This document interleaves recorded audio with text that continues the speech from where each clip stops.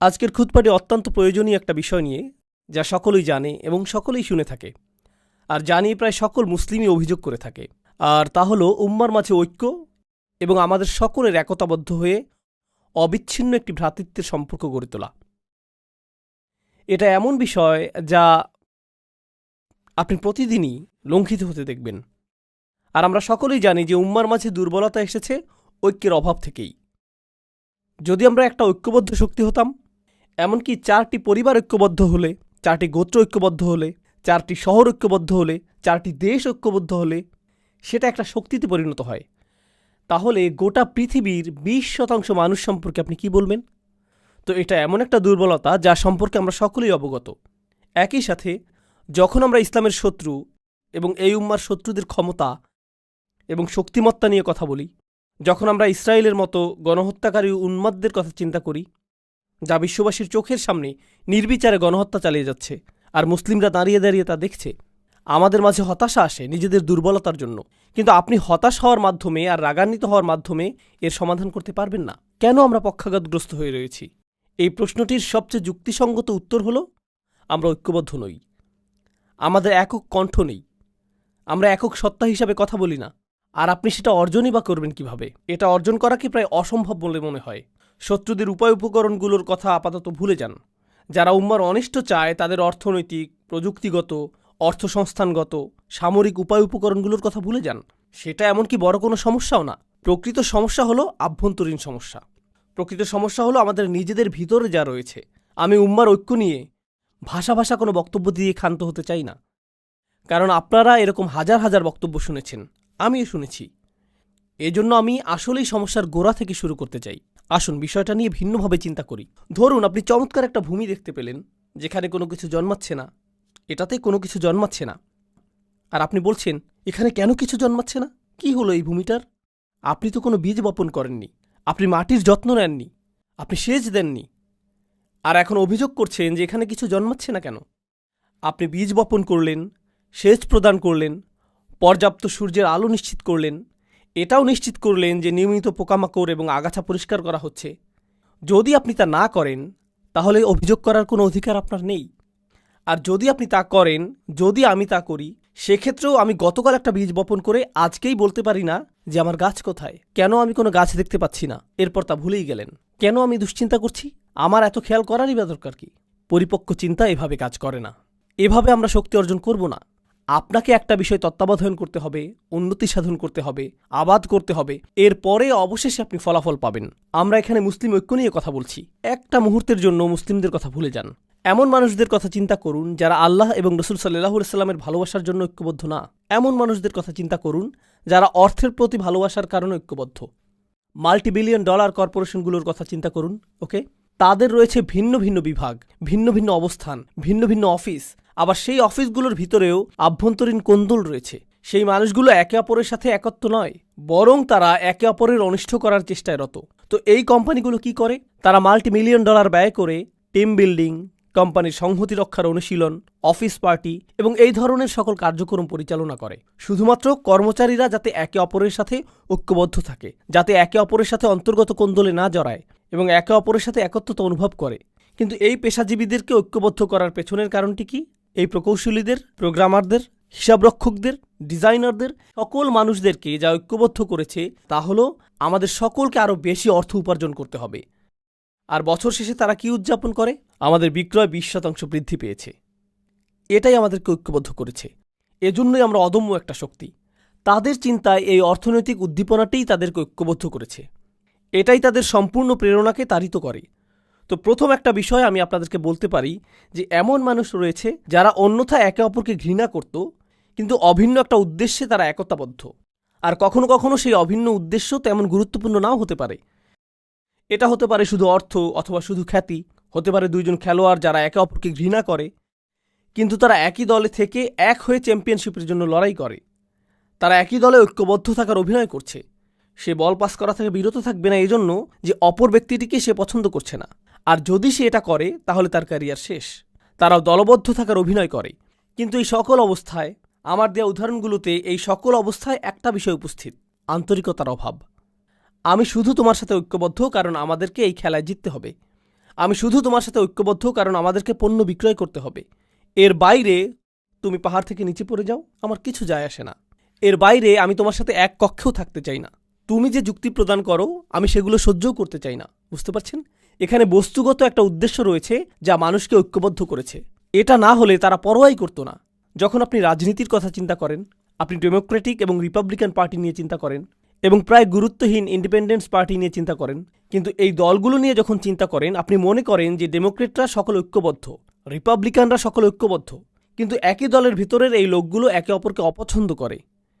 তারা বরং একে অপরকে ধ্বংস করতে ভালোবাসবে, যদিও তারা একই দলের অংশ। তাহসাবুহুম জামিআন ওয়া কুলুবুহুম শাত্তা। আল্লাহ বলছেন, তোমরা কি মনে করেছো তাদের হৃদয়গুলো একতাবদ্ধ? তাদের হৃদয়গুলো ছড়ানো ছিটানো। তো প্রশ্ন উঠছে, যখন আল্লাহ আমাদেরকে এক উম্মাহ হওয়ার আহ্বান জানাচ্ছেন যে আমাদেরকে এক উম্মাহ হতে হবে, সেক্ষেত্রে আমাদেরকে জানতে হবে যে সেই জিনিসটা কি যা আমাদেরকে ঐক্যবদ্ধ করেছে। ঠিক কোন জিনিসটি আমাদেরকে ঐক্যবদ্ধ করেছে? আর আমাদেরকে ঐক্যবদ্ধকারী প্রেরণাটা যদি আসলে সবচেয়ে শক্তিশালী প্রেরণা হয়, তাহলে সেই ঐক্যটি অত্যন্ত মজবুত হবে। কিন্তু ঐক্যবদ্ধকারী প্রেরণাটি যদি ক্ষীণ হয়, তাহলে ঐক্যটিও দুর্বল হবে। ঐক্যটি সেই জিনিসের মতোই দুর্বল হবে যা আমাদেরকে একত্রিত করেছে। উদাহরণস্বরূপ, এখন আমরা এই মসজিদে বসে আছি, আর আপনারা অনেকেই কাজ থেকে এসেছেন, অনেকে এসেছেন বাসা থেকে, অনেকে এসেছেন আপনাদের ব্যবসা প্রতিষ্ঠান থেকে। আপনারা সকলেই এসে একত্রে এই মসজিদে বসেছেন।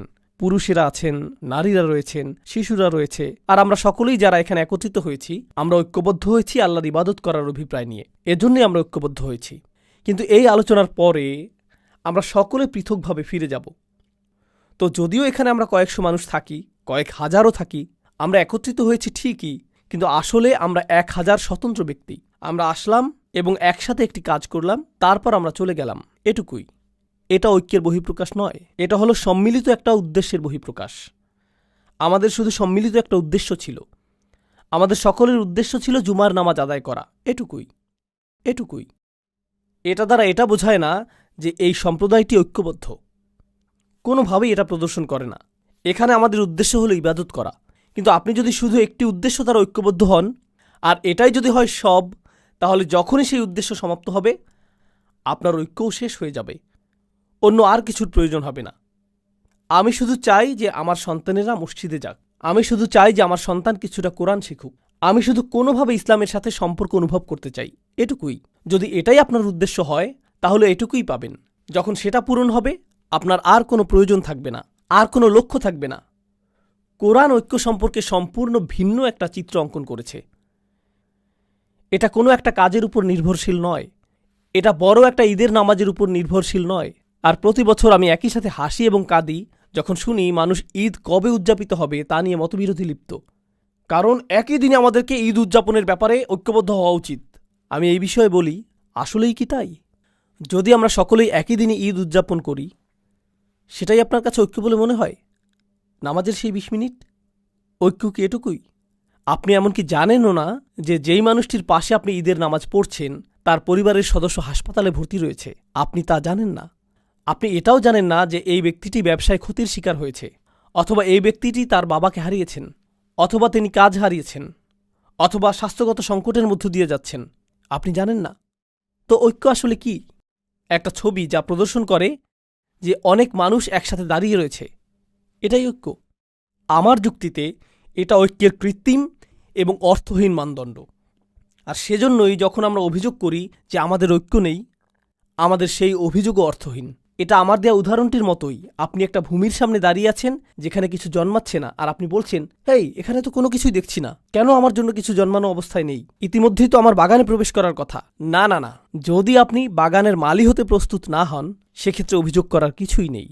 তো আসুন একটু পেছনে ফিরে যাই এবং এই বিষয়টা নিয়ে চিন্তা করি। প্রথমত এবং প্রধানত আমি পুরুষ মানুষদের উদ্দেশ্য করে বলবো, পর্দার আড়ালের বোনেরা একটু ধৈর্য ধরুন, আপনাদের পালা আসবে। যদি আজকে নাও হয়, অন্য আরেকদিন বলবো ইনশাআল্লাহ। কিন্তু আজ আমি শুধু পুরুষদের উদ্দেশ্য করে বলবো। মুসলিম সমাজের অনেক পুরুষ মানুষের সাথেই আমার অনেক অনেক কথোপকথন হয়েছে, সারা পৃথিবীব্যাপী এবং আমেরিকাতেও। পুরুষ মানুষদের কাছ থেকে অন্যতম একটা অনুভূতির কথা আপনি শুনবেন যে সকলেই আমার কাছ থেকে কিছু চায়। আমার পরিবার আমার কাছে চায়, আমার বাবা মা আমার কাছে চায়, আমার সন্তানেরা আমার কাছে চায়, আমার স্ত্রী আমার কাছে চায়, আমার শ্বশুরবাড়ি আমার কাছে চায়, আমার বস আমার কাছে চায়, আমার সমাজ আমার কাছে চায়, প্রত্যেকেই আমার কাছে কিছু চায়। আর সে যদি একটা ফোন কলও পায়, এমনকি কলটি রিসিভ করার আগে সে ধরে নেয় এটা তার উদ্দেশ্য না যে হ্যালো, আমি তোমার খবর নেওয়ার জন্য ফোন করলাম, তুমি কি ভালো আছো, সব কিছু কি ভালো চলছে, চলো একদিন দেখা করি। এমনকি কেউ যদি কল দিয়ে বলে আসসালামু আলাইকুম, তুমি কেমন আছো, এর মধ্যেই আপনার মাথায় কাজ করে যে সে কি চাইছে, কি ব্যাপারে কল করেছে, কল করার কারণটা কি। কেউই এজন্য আপনার খোঁজ নেয় না যে তারা আপনার ব্যাপারে মনোযোগী। তারা আপনার খোঁজ নেয় কারণ তারা এমন কিছুর প্রতি মনোযোগী যা আপনি তাদেরকে দিতে পারবেন। তো হয়তো আপনি একটা ক্যাশ বাক্স, অথবা আপনি হয়তো একজন সেবক, আপনি শুধু এটুকুই। আপনি আছেন শুধুমাত্র ব্যবহৃত হওয়ার জন্য। আপনি একটা যন্ত্র যাকে ব্যবহার করা হয়, এটুকুই। কেউ আপনাকে নিয়ে চিন্তা করে না, কেউ আসলে আপনার ভিতরের সত্তাটিকে দেখতে পায় না। আর আপনি মসজিদে আসছেন, এখানে শুনতে পান যে মুসলিমরা সবাই ভাই ভাই, আসসালামু আলাইকুম, এরপর আপনারা একে অপরকে আলিঙ্গন করেন, সালাম এবং দোয়া বিনিময় করেন, এতে সমস্যা নেই। কিন্তু যখনই আপনি বলেন ভাই আমি কি আপনার সাথে একটু কথা বলতে পারি, আমি ব্যস্ত, এই মুহূর্তে একটু ব্যস্ত, কারণ কারোরই আপনার জন্য সময় নেই, কারোরই আপনার জন্য সময় নেই। আর আরও এক ধাপ সামনে আগালে আপনার পরিবার হয়তো আপনার উপর নির্ভরশীল, তারা আপনার উপর নির্ভরশীল। উদাহরণস্বরূপ, আপনি হয়তো উপার্জনকারী, আর আকস্মিক আপনি অসুস্থ হয়ে পড়লেন এবং চাকরি হারিয়ে ফেললেন। আপনি শুধুমাত্র চাকরি হারালেন না, পরিবারে আপনি সম্মানও হারিয়ে ফেললেন। আত্মীয়রা আর আগের মতো আচরণ করছে না। সবসময় তারা আপনাকে কল করত, এখন আর কেউ কলও করে না। তারা আর আপনার খোঁজ নেয় না, খোঁজ রাখে না, বরং যতটা সম্ভব আপনাকে এড়িয়ে চলে। জানেন কেন? কারণ আকস্মিকভাবেই আপনি দানকারীর ভূমিকা থেকে গ্রহণকারীর ভূমিকায় নেমে এসেছেন। তাই কিছু চাইতে পারে এমন কারো থেকে মানুষ দূরে থাকতে চায়। এমনকি আমাদের পরিবারের ভিতরেই যদি এমনটা ঘটে, তাহলে অবস্থাটা কি হতে পারে যখন এই পরিসর বড় হয়ে সমাজ পর্যন্ত বিস্তৃত হয়? তখন কি ঘটে? যখন মানুষ অনুভব করে যে কেউ তার কথা চিন্তা করে না? আর আমরা এখানে একটা ভিন্ন ধরনের সমাজে বসবাস করছি। ইউনাইটেড স্টেটস কিন্তু ডেনমার্ক থেকে আলাদা, এটা জার্মানি থেকেও আলাদা, এমনকি এটা কানাডা থেকেও আলাদা। ইউনাইটেড স্টেটস সম্পর্কে এমন কিছু বলছি যা আপনারা নিজেরাও জানেন। এটাকে পুঁজিবাদের নমুনা ধরা হয়। পুঁজিবাদ অর্থ আপনাকে প্রথম হওয়ার প্রতিযোগিতায় নামতে হবে। কেউ আপনার জন্য চিন্তা করবে না, আপনার নিজের চিন্তা নিজেকেই করতে হবে। কেউ আপনার জন্য এগিয়ে আসবে না। আমরা তো শ্বাস প্রশ্বাসের সাথেও পুঁজিবাদ গ্রহণ করছি, আর তার সাথে যোগ হচ্ছে আমাদের সমষ্টিগত জীবন। এটা সত্য যে যদিও আমাদের মধ্যে কিছুটা হলেও সালাম এবং দোয়া বিনিময়ের ভ্রাতৃত্ব সম্পর্ক রয়েছে, এটা নেহাত আনুষ্ঠানিকতার সীমা অতিক্রম করে না। কিন্তু এটা প্রকৃত ভ্রাতৃত্ব নয়। প্রকৃত ভ্রাতৃত্ব পরীক্ষার একটা পদ্ধতি বলে দিচ্ছি। আমি যদি আসলেই সমস্যার মধ্য দিয়ে যাই, তৎক্ষণাৎ এমন কারো কথা কি মনে পড়ে যাকে আমি কল করতে পারি? কাকে কল করার কথা তাৎক্ষণিক আমার মনে পড়ে? মসজিদের ভাইদের কথা কি মনে পড়ে? যাদের সাথে আমি চলি তাদের কথা কি মনে পড়ে? কার কথা মনে পড়ে? আপনি যদি সেরকম কাউকে পান, তাহলে আপনার জীবনে কিছুটা ভ্রাতৃত্ব রয়েছে।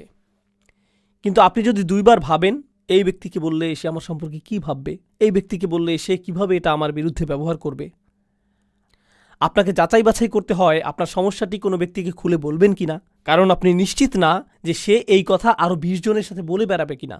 তখন আপনি ঈদের দিনে উত্তপ্ত আলোচনার বস্তুতে পরিণত হবেন।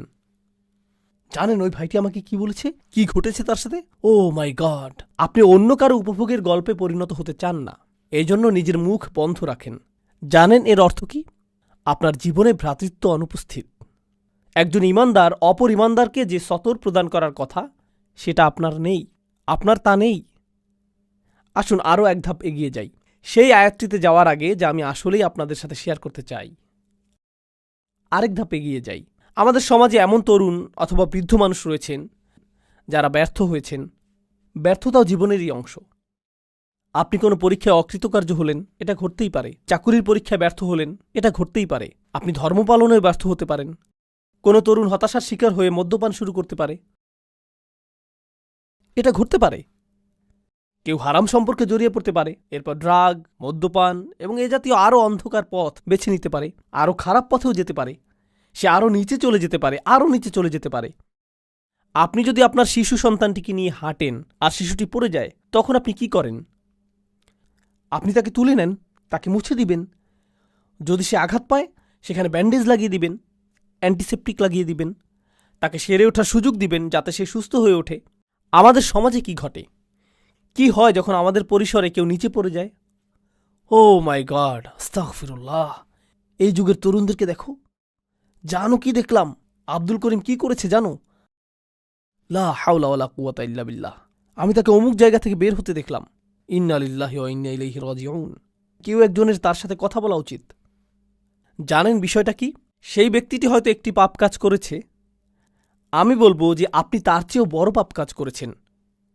সেটা যদি আল্লাহর বিরুদ্ধে করা অপরাধ হয়ে থাকে, আপনিও তো নিজের মুখ ব্যবহার করে অন্য মানুষের সামনে অপর এক ভাইয়ের মর্যাদা নষ্ট করেছেন। আর আস্তাগফিরুল্লাহ বলছেন যেন আপনি প্রকৃতই তার ভালো চাইছেন। কারণ আপনি যদি প্রকৃতই ভালো চাইতেন, প্রথমত আপনার মুখ বন্ধ থাকত, আর একমাত্র তখন এটা খুলত যখন আপনি তার কাছে গিয়ে তাকে জড়িয়ে ধরে বলতেন, যদি কখনো প্রয়োজন হয় আপনার কথা শোনার জন্য আমি সদা প্রস্তুত, আর আমি মারা গেলেও আপনার এই গোপনীয়তা প্রকাশ করব না। সেটাই হতো ভ্রাতৃত্ব সুলভ আচরণ। এখন যা করছেন তা ভ্রাতৃত্ব নয়। আমি আমাদের তরুণদের নিয়ে উদ্বিগ্ন। এটা ভ্রাতৃত্ব না। আমি জানি না এটা কি, তবে কমপক্ষে এটা যে অগোচরে আক্রমণ সেটা তো বলাই যায়। কিন্তু এই বাস্তবতাটি আমি আমার জন্য সৃষ্টি করেছি। তারপর আমরা এই কথা বলার ধৃষ্টতা দেখাই যে উম্মাহ কেন ঐক্যবদ্ধ নয়? কোটি কোটি মানুষ রয়েছে। আরে ভাই, আপনি কি আমাদের 1 ডজন মানুষকে ঐক্যবদ্ধ দেখাতে পারবেন? 2 ডজনকে দেখাতে পারবেন? কোটি কোটি মানুষের একতা নিয়ে কথা বলার আগে কয়েকশো ঐক্যবদ্ধ মুসলিম দেখাতে পারবেন? তো আসুন এখন আমরা দেখি সাহাবীগণ কেমন ছিলেন এবং কোরআন কেন তাদেরকে এত প্রশংসা করেছে। এটি হলো কোরআনের সবচেয়ে চমৎকার স্থানগুলোর একটি। খুবই সংক্ষেপে আমি আপনাদেরকে ঘটনাগুলো বলবো। খাইবারে রাসূল সাল্লাল্লাহু আলাইহি সাল্লামকে উল্লেখযোগ্য একটা বিজয় প্রদান করা হয়েছিল। খাইবারের আগে মুসলিমরা মূলত ছিল দেউলিয়া, তাদের কোনো অর্থ সম্পদ ছিল না। খাইবারের পরে আকস্মিকভাবে তারা কোটিপতি হয়ে গেলেন। কোটি কোটি টাকা আসতে লাগলো। এখনকার সময়ের অর্থের মাপকাঠিতে হিসেব করলে কোটি কোটি টাকার আবাসন, কৃষিভূমি, পুনরাবর্তিত মুনাফা, এই সব কিছু আকস্মিকভাবে মদিনায় চলে আসলো। আর এটা ঘটার ঠিক আগেও মুসলিমরা কোনো রকমে টিকে ছিল। হাদিসে এমন বর্ণনা এসেছে যে রাসূল সাল্লাল্লাহু আলাইহি সাল্লামের কন্যা 2-3 দিন যাবৎ অনাহারে থাকা সত্ত্বেও তার নিজের কন্যাকে ফিরিয়ে দিতে হয়েছিল, কারণ তার কাছেও খাবারের কিছু ছিল না, আর তিনি তার পেটে পাথর বেঁধে রাখতেন ক্ষুধার যন্ত্রণা লাঘবের জন্য। এরকমই ছিল মুসলিমদের অবস্থা। তিনি ছিলেন মদিনার রাষ্ট্রনায়ক আর অনাহারে দিন কাটত। আর তারপর খাইবারের পরে আকস্মিকভাবে কোটি কোটি টাকা আসতে শুরু করল। এখন এই বিষয়টি নিয়ে এক মুহূর্ত চিন্তা করুন। মুহাজিরগণ মক্কা থেকে এসেছিলেন, তাই না? তারা সব কিছু পিছনে ফেলে এসেছিলেন। কিন্তু মদিনার মানুষেরা প্রথম থেকেই দরিদ্র। তারা ধনী ছিলেন না। তাদের 3টা শয়নকক্ষ বিশিষ্ট ঘর ছিল না, 2টা শয়নকক্ষ বিশিষ্ট ঘরও ছিল না, তাদের এমনকি শয়নকক্ষও ছিল না। কিন্তু এখন এই মানুষগুলো সব আসলো, আর তাদেরও কোথাও থাকতে হবে। তখন আনসারগণ কি করলেন? মদিনার আনসারগণ যা করলেন, তারা মুহাজিরদেরকে তাদের বাড়িতেই থাকতে দিলেন। তাদের নিজেদেরই তো যথেষ্ট খাবার ছিল না, এখন আরও কিছু ক্ষুধার্ত মুখ তাদের সাথে যুক্ত হলো। বুঝতে পারছেন তো? এই মানুষগুলোর আগমন প্রচুর অর্থনৈতিক চাপ তৈরি করলো। এর উপরে এই অর্থনৈতিক চাপই একমাত্র বিষয় ছিল না। রাসূল সাল্লাল্লাহু আলাইহি সাল্লামের মদিনায় আগমনের 6 মাস পরেই তারা যুদ্ধের প্রস্তুতি শুরু করলেন। বদরের যুদ্ধ শুরু হবার উপক্রম হলো। আর আপনি যখন যুদ্ধের প্রস্তুতি গ্রহণ করেন, আপনাকে এটা জেনে রাখতে হবে যে যুদ্ধ ব্যয়বহুল। যুদ্ধের জন্য কে খরচ করবে? মুহাজিরদের কাছে তো কোনো অর্থ নেই, কারণ তারা সকল অর্থ পেছনে ফেলে এসেছেন। এখন এই সকল ব্যয় বহন কে করবে? আনসাররা। একে তো আনসাররা মুহাজিরদের ব্যয় বহন করছে, তার উপর এখন তারা আল্লাহর পথে যুদ্ধ করার জন্য বেশিরভাগ অর্থের যোগান দিচ্ছেন। তাদের অবস্থার প্রেক্ষিতে যে মুহূর্তেই তারা ইসলাম গ্রহণ করলেন, তাদের ব্যক্তিগত জীবন বলে আর কিছু রইল না। নিজেদের সেই ক্ষুদ্র ছোট পরিসরটাকেও তাদের অন্য কারোর সাথে ভাগ করে নিতে হলো। তারা নিজেদের খাবারটুকু একা খেতে পারলেন না। এখনকার সময়ে বলা হয়ে থাকে যে দেয়াল নির্মাণের মাধ্যমে অভিবাসী সমস্যার সমাধান করা হবে। তারা কিন্তু সেখানে বসবাস করছেন। বইয়ের পাতা এটা পড়া সহজ যে আনসারগণ মুহাজিরদের সহায়তা করেছিলেন। যদি কেউ আপনার ঘরে এসে পড়ে, আপনার সাথে 6 মাস অবস্থান করে, আপনার চাচাতো ভাই, আপনার ভাই 2 দিনের জন্য আসলো, 2টি দিনই নির্ধারিত।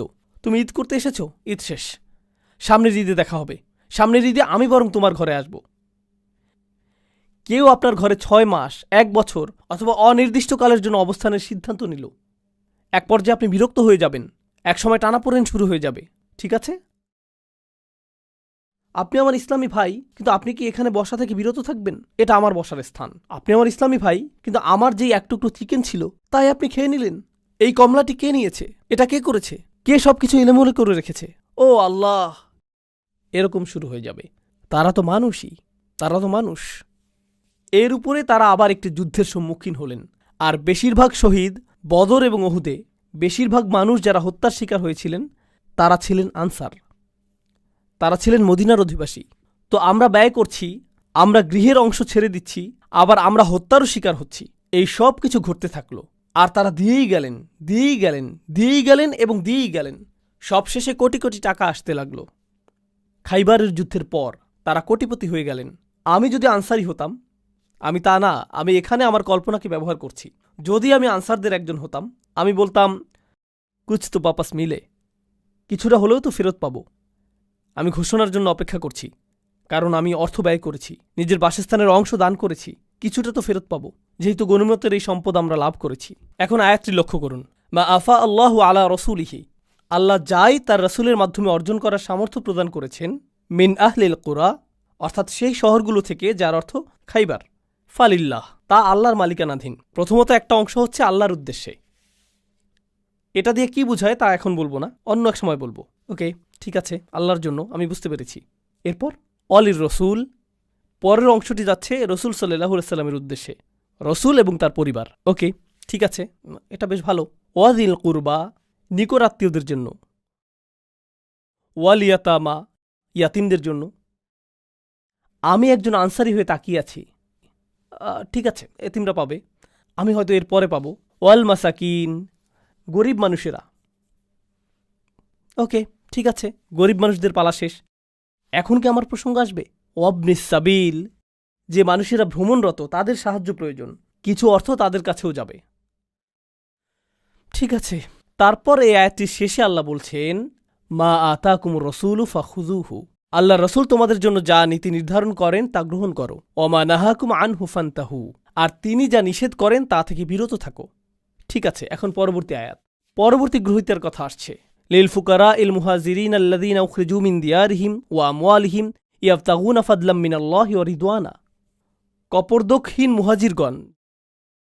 মুহাজিরগণ, যাদেরকে তাদের গৃহ এবং সম্পত্তি থেকে উৎখাত করা হয়েছে, যারা আল্লাহর অনুগ্রহের অন্বেষণ করে এবং তার সন্তুষ্টি কামনা করে, তারাই পরবর্তী গ্রহীতা। এখানে তো অনেকগুলো গ্রহীতা, সকল অর্থ বিভক্ত হয়ে যাচ্ছে, কিন্তু কার কথা এখনও উল্লেখ করা হয়নি? আনসারদের কথা উল্লেখ করা হয়নি। আর আনসারগণই সবচেয়ে বেশি অর্থ ব্যয় করেছিলেন, কিন্তু তাদের কথা এখনও আসেনি। সব শেষে আল্লাহ তাদের প্রসঙ্গ উল্লেখ করে বলছেন, ওয়াল্লাযীনা তাবাওয়াদ-দার ওয়াল ঈমান। শুধু লক্ষ্য করুন কিভাবে আল্লাহ তাদের সম্পর্কে বলছেন।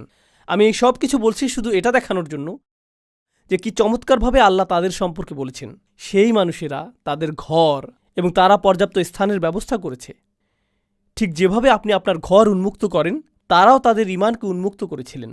এখানে আল্লাহ আমাদেরকে একটা বার্তা দিচ্ছেন, আমার মুসলিম ভাইয়ের জন্য কতটুকু স্থান আমি আমার মনে তৈরি করেছি, এটা আমার ঈমানের অংশ। শুধুমাত্র নামাজের মধ্যে ঈমান সীমাবদ্ধ না, আমার মুসলিম ভাইয়ের জন্য যখন আমি হৃদয় উন্মুক্ত করি, তাতেও ঈমান রয়েছে। আর আল্লাহ বলছেন, এই মানুষগুলো উন্মুক্ত হৃদয়ের অধিকারী। আনসারদের প্রসঙ্গ অনেক পরে এসেছে, কিন্তু আনসারগণ কখনোই সেরকম বোধ করেননি, তারা সেটা অনুভব করেননি। তাদের ঈমানের মতো তাদের হৃদয়গুলো উন্মুক্ত ছিল। তারা তাদের ঘর এবং ঈমান উভয়টি উন্মুক্ত করে দেন। মিন ক্বাবলিহিম, তাদের আগমনের পূর্বেই, ইউহিব্বুনা মান হাজারা ইলাইহিম। কথাগুলো তেলাওয়াত করা খুবই সহজ, কিন্তু অনুধাবন করা খুবই কঠিন। তিনি বলছেন, তারা ভালোবাসেন তাদেরকে যারা তাদের কাছে আশ্রয় গ্রহণ করেছেন।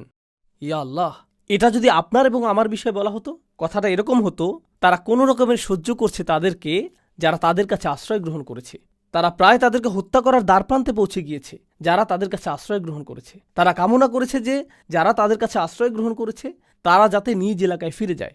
মুনাফিকরাই এই কথাগুলো বলেছিল, লা ইরজানা ইলাল মাদিনাতি লা ইখরিজান্নাল আযু মিনাল আযাল। এই কথাটাই মুনাফিকরা বলেছিল যে তাদের নিজ এলাকায় ফেরত যাওয়া উচিত, এটাই তারা বলেছিল। তো এর অর্থ কি? আপনার মুসলিম ভাইয়ের জন্য হৃদয় উন্মুক্ত করা, তার সকল প্রয়োজন পূরণ করা, শুধুমাত্র অর্থনৈতিক প্রয়োজনই না, এর দ্বারা শুধুমাত্র অর্থনৈতিক সাহায্যই বোঝাচ্ছে না, এর দ্বারা বোঝাচ্ছে যে আপনি নিজের হৃদয়ে স্থান তৈরি করবেন, যাতে কোনো একজন আক্ষরিকভাবেই আপনার গৃহে আশ্রয় পেতে পারে। তাই আল্লাহ বলছেন, ইউহিব্বুনা মান হাজারা ইলাইহিম ওয়ালা ইয়াজিদুনা ফি সুদুরিহিম হাজাতাম মিম্মা উতু। অর্থাৎ যেই দায়িত্ব তাদেরকে প্রদান করা হয়েছে তার কারণে তারা নিজেদের হৃদয়ে কোনো অস্বস্তি রাখে না। তারা কখনোই অস্বস্তি অনুভব করে না, কারণ তারা কাউকে সহায়তা করছেন। তারা কখনোই অস্বস্তি বোধ করেন না, কারণ সে আমার ভাই, সে আমার বোন, সে আমার পরিবার, আল্লাহ বলেছেন যে সেটা আমার পরিবার। লা ইলাহা ইল্লাল্লাহর এই বন্ধন রক্ত সম্পর্কের চেয়েও বেশি। এটাই একমাত্র গুরুত্বপূর্ণ বিষয়। পরিবার সবার আগে, উম্মাহ সবার আগে, এটাই ছিল তাদের মনোভাব। আপনি অভিবাসন সংকট নিয়ে চিন্তা করেন। আমরা যেহেতু আমেরিকায় বসবাস করছি, আমরা চিন্তা করি মেক্সিকান অভিবাসীদের কথা, অবৈধ অভিবাসী এবং শরণার্থীদের কথা, তাই না? মুসলিম বিশ্বে যান, পাকিস্তানে যান, সেখানে আফগানি অভিবাসীরা রয়েছেন। মালয়েশিয়াতে যান, সেখানে ভারতীয় অভিবাসীরা রয়েছেন, ভারতীয় মুসলিম। বিভিন্ন মুসলিম দেশে যান, সেখানে অন্য দেশের মুসলিম অভিবাসী রয়েছেন। তুরস্কে যান, সেখানে সিরিয়ান অভিবাসী রয়েছেন। আর তারা উভয়ই মুসলিম, তারা উভয়ই মুসলিম। সেখানে বক্তব্যটি কি? মুসলিমদের মনোভাব সেই মুসলিমদের প্রতি যারা তাদের কাছে স্থানান্তরিত হয়েছে, সেই মনোভাবটা কেমন? এই সকল স্থানে এবং অন্য আরও স্থানে ট্রাম্প যেভাবে অভিবাসীদের নিয়ে কথা বলে, তারাও তাদের সম্পর্কে ঠিক সেভাবেই কথা বলে। প্রকৃতপক্ষে তারা এর চেয়েও খারাপভাবে কথা বলে। ট্রাম্প বরং উত্তম বলে। সেই ব্যবহার লক্ষ্য করুন এবং লক্ষ্য করুন যে কোরআন কি বলছে। ইউহিব্বুনা মান হাজারা ইলাইহিম। মুসলিম বিশ্বেই অন্য মুসলিম দেশ থেকে আগত কত হাজার মানুষকে সীমানায় আটকে দেয়া হয়েছে। সেখানে তারা মূলত ক্যাম্পে বসবাস করছেন। তারা এমনকি ভেতরেও প্রবেশ করতে পারছেন না। আর তারা প্রজন্মান্তরে সেখানে রয়েছেন। শিশুরাও একই ক্যাম্পগুলোতেই জন্মেছে এবং বেড়ে উঠছে। ওয়ালা ইয়াজিদুনা ফি সুদুরিহিম হাজাতাম মিম্মা উতু ওয়া ইউসিরুনা আলা আনফুসিহিম ওয়ালাউ কানা বিহিম খাসাসা। তারা নিজেদের উপর অন্যদেরকে প্রাধান্য দেয়।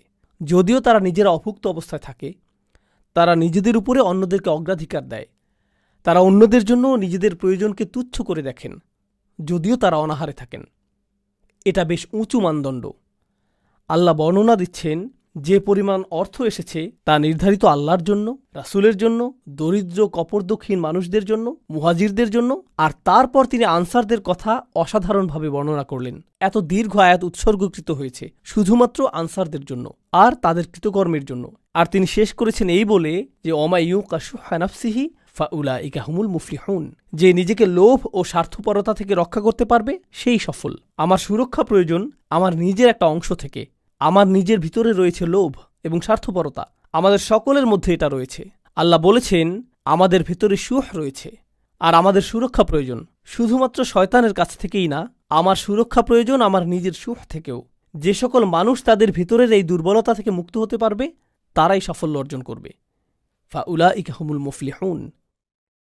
আমি চাই যে আমি নিজে এবং আপনারা আমাদের নিজস্ব পরিসরে পুনরায় চিন্তা করা শুরু করি যে ঐক্য অর্থ আসলে কি। কারণ কোরআনে বর্ণিত ঐক্য হল নিজের ভেতরে অনুভূত ঐক্য। এটা সেরকম ঐক্য না যা শুধু বাহ্যিকভাবে দেখতে ঐক্যের মতো। এটা ঐক্য না যে আমরা একই রকম কথা বলি, অথবা আমরা একই রকম পোশাক পরি, অথবা আমরা একই মাযহাব অনুসরণ করি তাই আমরা ঐক্যবদ্ধ, আমাদের দাড়ির দৈর্ঘ্য সমান তাই আমরা ঐক্যবদ্ধ, অথবা আমাদের কাপড় সমান মাপে টাকনুর উপর থাকে তাই আমরা ঐক্যবদ্ধ, আমরা একই বক্তার আলোচনা শুনি তাই আমরা ঐক্যবদ্ধ। এগুলো সবই অযৌক্তিক, এগুলো সবই অর্থহীন। প্রকৃত ঐক্য হল যখনই আপনি কোনো মুসলিম ভাইকে দেখেন, যেই মুহূর্তে তিনি আপনাকে সালাম দেন, অন্য সকল প্রতিবন্ধকতা অদৃশ্য হয়ে যায়। ওয়ালা তাকুলু লিমান আলকা ইলাইকুমুস সালামা লাস্তা মুমিনান। এটুকুই যথেষ্ট। তারা আপনার ভাই, আপনি তাদের জন্য সদা প্রস্তুত, তারা আপনার জন্য সদা প্রস্তুত।